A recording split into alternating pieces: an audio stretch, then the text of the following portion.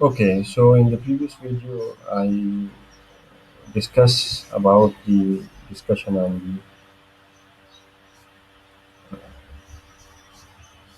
detail of uniaxial material model and shear failure model as well as the axial failure model. Um, in this video, I am going to discuss the shear critical column model and discussing its response here. So,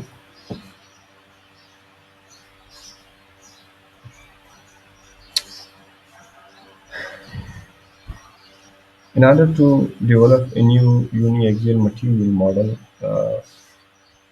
just I discussed the example of shear spring in series with beam column element here. Um, for modeling the shear strain degradation of a shear critical column that is critical to shear failure instead of buckling, uh, we have to combine the uniaxial material model of hysteresis model with the beam column joint and get the response of it. So two elements are required: the shear spring response and the beam column response. So what will happen with this combination of these two parameters? The shear spring response will check the capacity of the column in terms of shear, as I mentioned here, and the beam column will check the response in terms of capacity of flexure, and we will finally get a total response in terms of two limit states. So whenever a limit state is activated, the OpenSees will trigger the warning to discuss these two parameters, and then the algorithm will consider the failure model that is required to consider as a milestone in the analysis. So uh, the hysteresis uniaxial material model with strain degradation can be used to define the constitutive relationship for the shear spring and any beam column element that is capable of modeling the flexural deformation can be used with it. So uh, for this, the OpenSeas will assume that the flexural deformation modeled by the beam column element include both the deformation due to curvature over the column height and those due to concentrated rotations in column in, uh, resulting from the encouraged bar slip. So it should be recognized that the series model that we are going to discuss here will have the combined effect of those two models here. So let's say I have this model um, that is uh, a, a uniaxial material model, and this uniaxial material model have this spring mechanism, and it have a capacity in combination with including those steps here. So let's take it here and open the software here.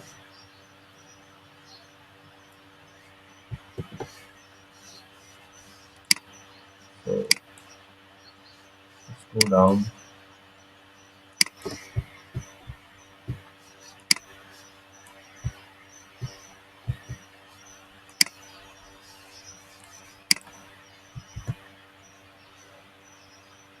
and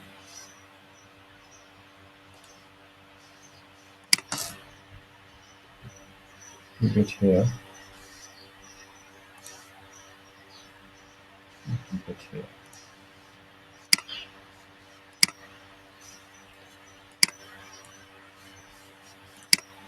Right. So let's do it like this. Okay. So I was discussing this. Um, For example, but before that, let's just um, remove this.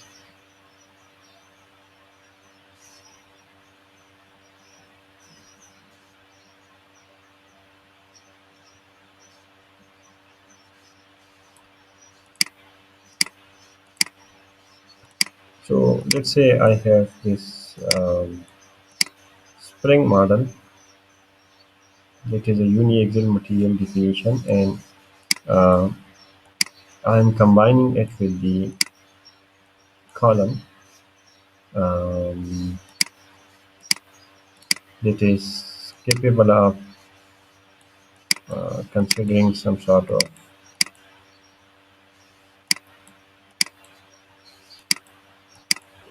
um, uh, flexural deformation with a certain amount of uh, deformation, which is delta F, right? Flexural deformation, and let's include the shear capacity in terms of uh, delta S, right? And if a shear force is applied here to check its capacity, and here to check its capacity. So it's a model in series, and at the end we will get either shear spring response, a combination of a shear spring response and a beam column response. So if we are expecting the shear spring response, it will be something like that. At a certain point, the shear will increase, as I discussed above, in the limit states, and if that region is defined, the capacity will drop in terms of shear. So, for example, if this is the uh, shear limit state, right, and this is the in terms of flexure, right. So, up to certain point, it will then become linear.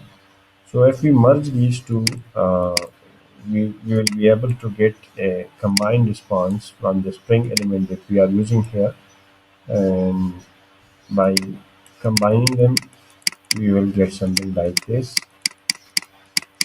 right? And this will be in terms of deformation versus shear. This will be a summation of these two here. So what is happening here in this model here, and what's going on in this whole discussion, what is the summary of this discussion here, is the combination of the spring elements with the beam column elements. So this series simulates the shear response in an average sense over the height of the column.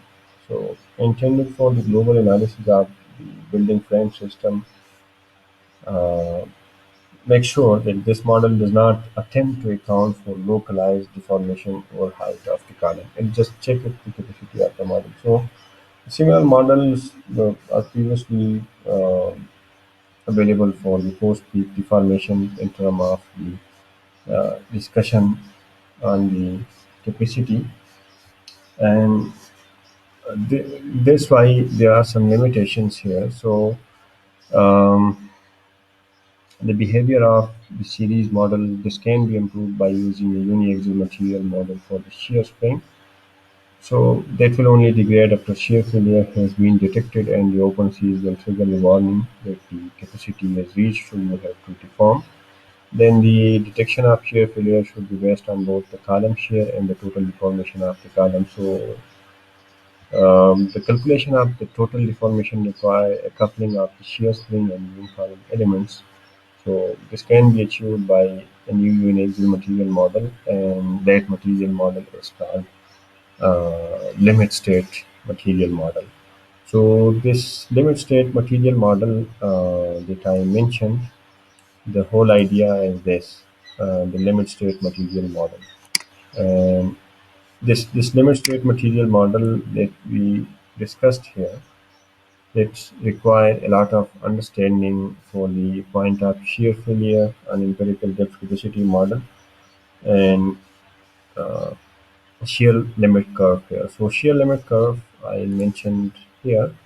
This is the shear limit curve and the beam column elements that I discussed here.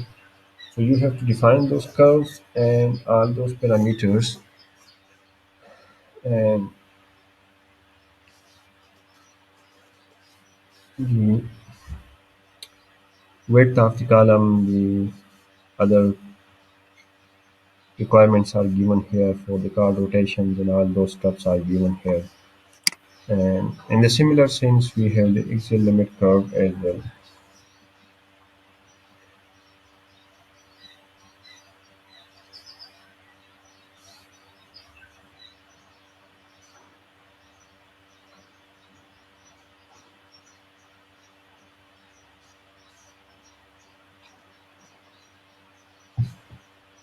So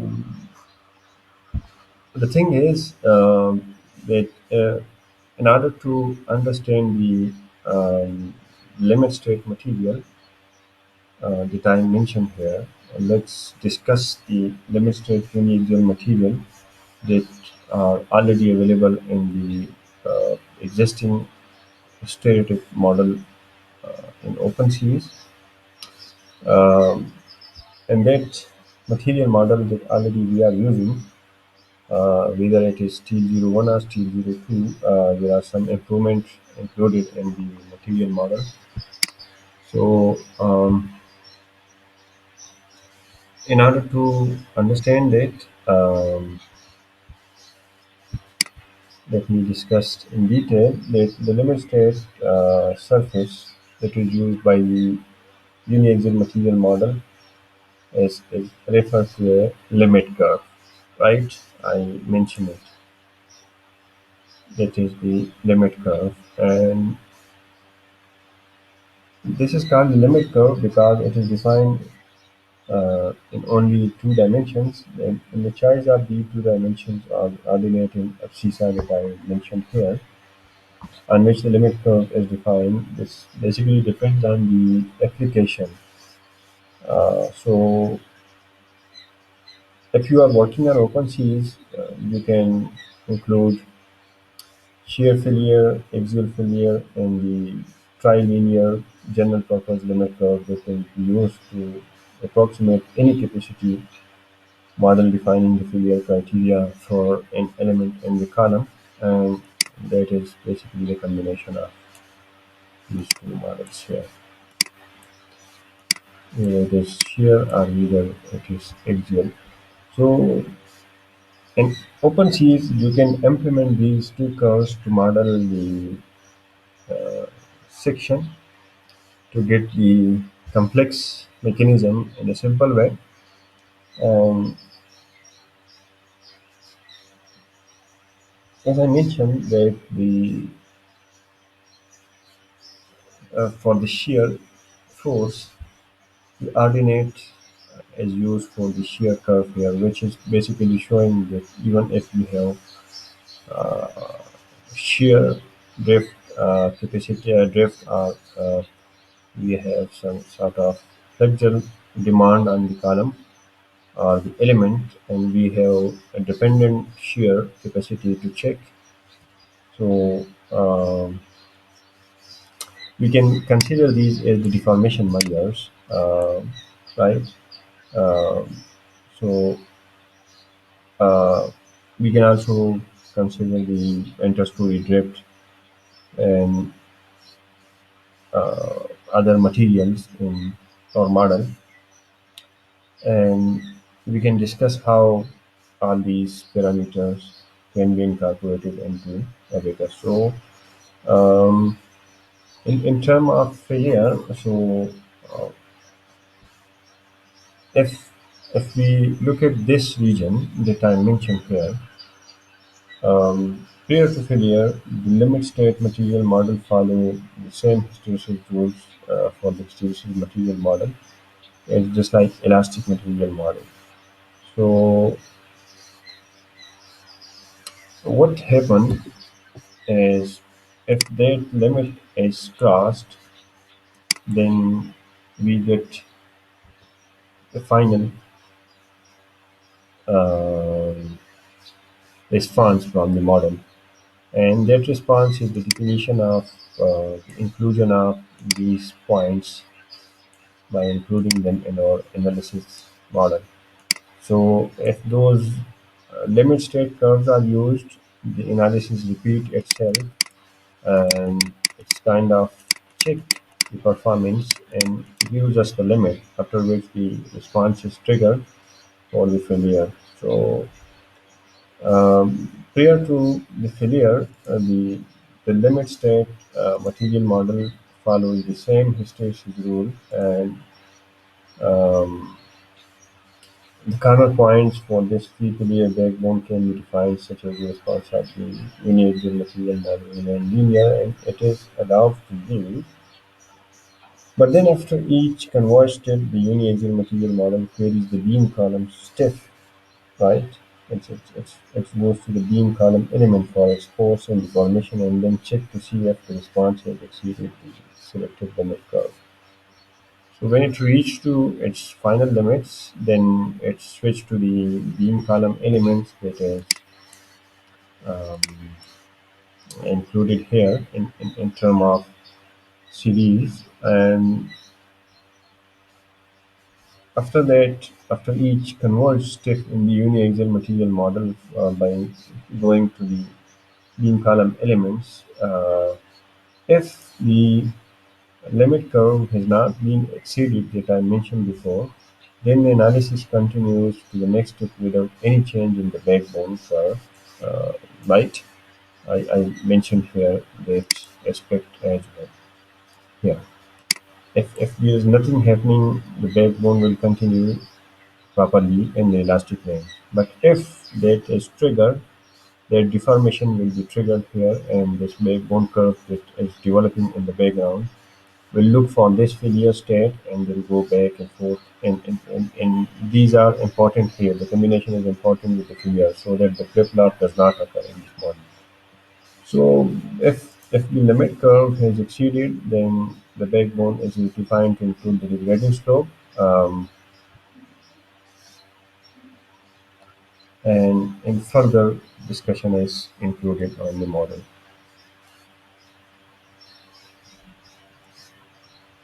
So I'll discuss the other part of this lecture in the next video.